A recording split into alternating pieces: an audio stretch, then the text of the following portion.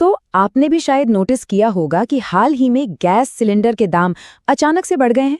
आज हम इसी को डिकोड करेंगे कि आखिर हजारों किलोमीटर दूर हो रहा एक ग्लोबल संकट सीधा हमारी किचन पर कैसे असर डाल रहा है। तो सबसे पहली और बड़ी खबर, जो 14.2 किलो वाला डोमेस्टिक एलपीजी सिलेंडर है, उसकी कीमत में सीधे सीधे 60 रुपए का इजाफा हो गया है। जी हाँ, 60 रुपए। और ये जो बढ़ोतरी है, ये पूरे देश में एक साथ लागू हुई है। अब इस बढ़ोतरी का असर सीधा सीधा हमारे आपके घरेलू बजट पर पड़ा है। जरा देखिए, दिल्ली में जो सिलेंडर पहले 853 रुपए का था, वो अब 913 का हो गया है। और ऐसा ही हाल मुंबई, कोलकाता और चेन्नई जैसे बड़े शहरों का भी है। मतलब महीने का खर्च बढ़ना तो तय है। लेकिन सवाल यह है कि आखिर अचानक से ऐसा हुआ क्यों? कीमतें बढ़ी तो बढ़ी क्यों?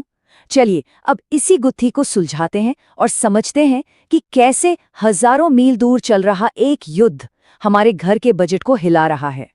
देखिए, इस प्राइस हाइक के पीछे असल में 4 बड़े कारण हैं। पहला, वेस्ट एशिया में जो कॉन्फ्लिक्ट चल रहा है। दूसरा, स्ट्रेट ऑफ हॉर्मुज में आई रुकावट। तीसरा, ग्लोबल लेवल पर एलपीजी की कीमतों में आया उछाल। और चौथा, और ये बहुत जरूरी है, भारत की इंपोर्ट्स पर बहुत ज्यादा डिपेंडेंसी। चलिए एक एक करके इन सभी पॉइंट्स को समझते हैं। इनमें से एक वजह है स्ट्रेट ऑफ हॉर्मुज में आई रुकावट, और ये बहुत ही क्रिटिकल पॉइंट है। आप इसे एक तरह से दुनिया का एनर्जी हाईवे समझ लीजिए। दुनिया की एनर्जी सप्लाई का एक बहुत बड़ा हिस्सा, और भारत का तो करीब करीब 90% एलपीजी इंपोर्ट इसी रास्ते से होता है। अब जरा सोचिए, अगर इस मेन हाईवे पर ही ब्लॉकेज लग जाए तो सप्लाई चेन का क्या हाल होगा? और यहीं पर ये आंकड़ा हमें बताता है कि हम बाहरी संकटों के लिए कितने वल्नरेबल हैं। भारत अपनी एलपीजी की जरूरत का लगभग 60% हिस्सा इंपोर्ट करता है, मतलब बाहर से मंगाता है। इसका सीधा मतलब यह है कि इंटरनेशनल मार्केट में जरा सी भी हलचल होती है तो उसका असर सीधे हमारे देश पर पड़ता है। पर रुकिए, ये कहानी सिर्फ हमारे किचन तक ही सीमित नहीं है। इस प्राइस हाइक का असर, आप समझिए, लहरों की तरह पूरी इकोनॉमी पर फैलता है, और ये असर कई अलग अलग सेक्टर्स में महसूस किया जा रहा है। चलिए 2 ग्रुप्स पर इसका असर देखते हैं।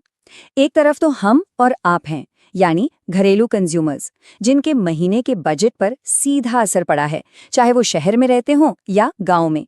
और दूसरी तरफ हैं कमर्शियल यूजर्स, जैसे रेस्टोरेंट्स, होटल्स, छोटे ढाबे।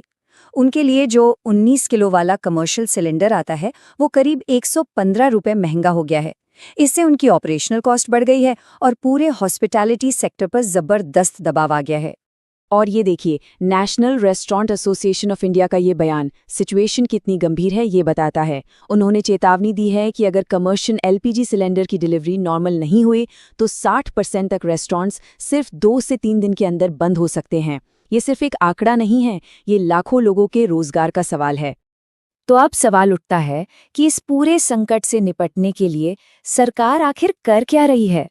चलिए अब सरकार के एक्शन प्लान पर एक नजर डालते हैं। सरकार ने बेसिकली 3 बड़े कदम उठाए हैं। पहला, जमाखोरी यानी होर्डिंग को रोकने के लिए एसेंशियल कमोडिटीज एक्ट लागू कर दिया गया है। दूसरा, जो एलपीजी की सप्लाई है उसमें घरों को प्रायोरिटी दी जा रही है। और तीसरा, देश की रिफाइनरियों को डोमेस्टिक एलपीजी प्रोडक्शन बढ़ाने के लिए कहा गया है। इसी बीच पेट्रोलियम मंत्री हरदीप सिंह पुरी ने भी सबको भरोसा दिलाया है कि देश में फ्यूल या एलपीजी की कोई कमी नहीं है। उन्होंने लोगों से अपील की है कि घबराएं नहीं, पैनिक न करें। सरकार सप्लाई को स्टेबल बनाए रखने के लिए हर जरूरी कदम उठा रही है। तो इस मुश्किल घड़ी में सरकार कम आय वाले परिवारों की मदद कैसे कर रही है? चलिए दिल्ली का उदाहरण देखते हैं, जहां एक आम कंज्यूमर को सिलेंडर 913 रुपए का पड़ रहा है। वहीं प्रधानमंत्री उज्ज्वला योजना के जो 10 करोड़ से ज्यादा बेनिफिशरीज हैं, उन्हें यही सिलेंडर 300 रुपए की सब्सिडी के साथ 613 रुपए का मिल रहा है। जाहिर है ये उनके लिए एक बड़ी राहत है। चलिए अब इस फौरी संकट से थोड़ा जूम आउट करते हैं और बड़ी पिक्चर को देखते हैं।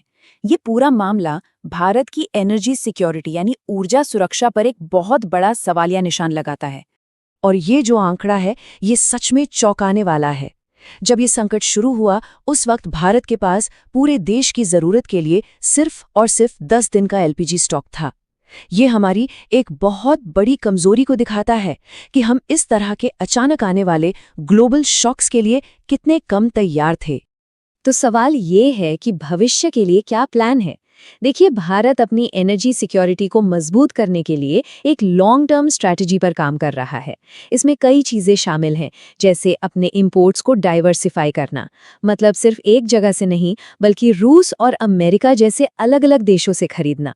करीब 50 दिनों के लिए तेल और प्रोडक्ट्स का एक स्ट्रेटेजिक रिजर्व मेंटेन करना, देश में ही प्रोडक्शन को बढ़ाना और साथ ही पाइप्ड नेचुरल गैस यानी पीएनजी और ई कुकिंग जैसे नए ऑप्शंस को भी एक्सप्लोर करना।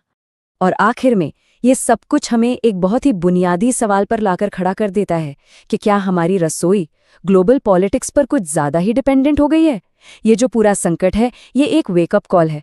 ये हमें बताता है कि हमारे किचन में जो आग जलती है उसकी डोर असल में दुनिया के समुद्री रास्तों की स्थिरता से बंधी हुई है। ये सच में एक सोचने वाली बात है।